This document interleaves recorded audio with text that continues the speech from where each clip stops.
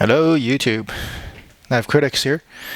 Today I'm going to show you a LionSteel M4 in leather sheath G10 handles. I'm going to let you soak that in a little bit. Check out the 3D machining of the handle, and then we're going to talk about this.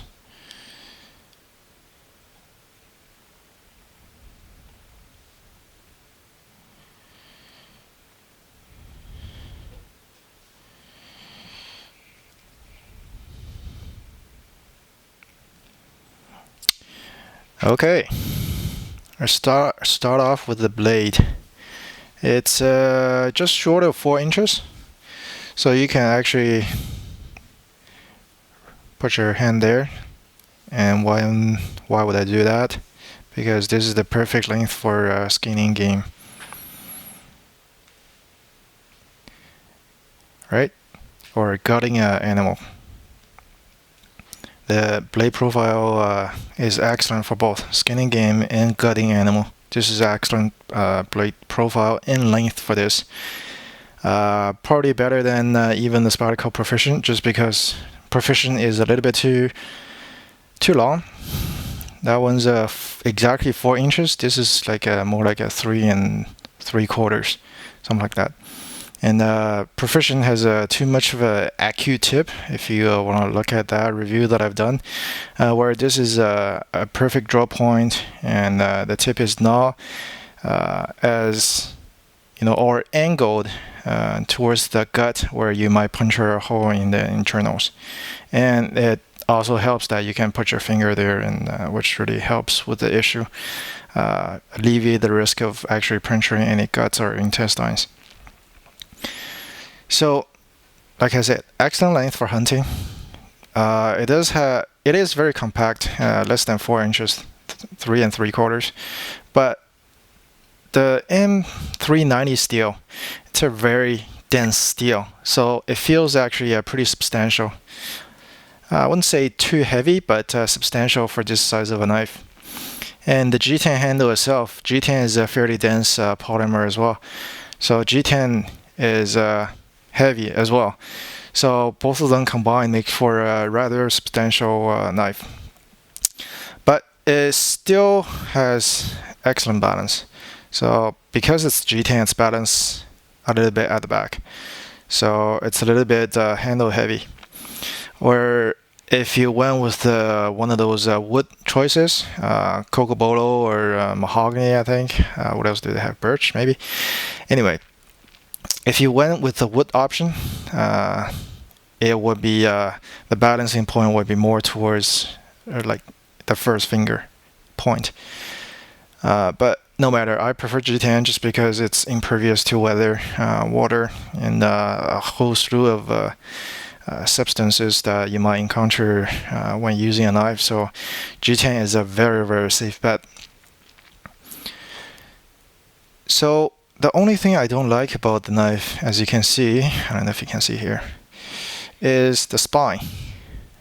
The spine is, I mean, it's very nice. It looks very pretty cosmetically, but it's rounded. So it makes the use of fire steel or ferrous rod really hard. A lot of people have actually tried it using this knife. I think there are some YouTube videos showing that it will actually work, just because there is an edge still, even though it's rounded. It's still not ideal. Going back to the Proficient that I reviewed, that has a very sharp spine. So Proficient would actually throw spark from fire steel a lot more easily than this one. But in a pinch, this will still work. So not a terrible choice for if you want to use a fire steel, but definitely a consideration to be made if you bring this knife. Handle itself, I already talked about this a little bit, but again, you can see handle is 3D machined with very subtle grooves milled into them. It's very nice. And the stainless hardware is sits very much flush to the scales, so you don't really feel them. And the subtle grooves that are in the handle themselves, it provides for excellent grip.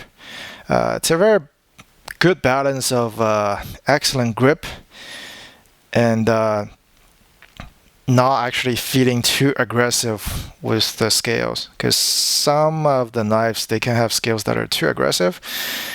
This is right between too aggressive and smooth, because if you do have smooth G10, I don't know how many of you actually handle smooth G10 on the knife, it can get somewhat slippery, which I will talk about in another review of my Bark River Bravo 1.25 has solid smooth G10 scales, and yeah, that's a slippery handle, but the contour mitigates that a little bit. Anyway, this one is not slippery at all. And just to show you how it looks in the hand, I wear a large size glove, and this fits perfectly in my hand. And the lanyard hole is still there. It's not obstructing anything. So if you do use a lanyard, it wouldn't be like in your palm causing a hot spot or anything. So that's perfect. And I don't know if you notice it here. That's my transition point into my other topic, to the sheath. So let's talk about the sheath. This mark here is actually caused by the sheath, by the snap on the sheath. So let's look at the sheath itself. It's a leather sheath. Normally, when LionSteel does a G10 with their knives, they give you a Kydex or some sort of a nylon sheath, but not this time. The M4, all the M4s come with a made in Italy leather sheath, high quality sheath. I really like it. It's very compact, lightweight, simple, effective. But again, I'm not really a big fan of leather sheath, just because I had some bad experience with them previously with one of my buck knives. I know buck is on a different scale of quality here, but still, you look at how you insert the knife. You're very likely to cut this part here, this part. When you pull the knife in and out, it's very easy to cut this part. So you have to kind of angle the knife a little bit, so it's like this when you insert it, and then kind of slowly guide it through and then insert it. And notice how I put the flap here just so that I don't accidentally cut the flap either. But when it's actually on your belt, you can't really move this the strap so far up, just because your belt would be going through here. So you really have to kind of hold on to that as well as you guide the knife out. Again, I'd rather have a Kydex sheath or a nylon sheath that has like some sort of a snap that would just keep the knife in there, rather than something like this that's so easily cut. But that's just me. Otherwise, it makes for a very compact, very classy looking package, lightweight in general, and I would consider this an excellent hunting knife for skinning and gutting the animal. If you have any other comments, let me know. Oh, one last thing I just want to talk about. This knife I got for $140 American.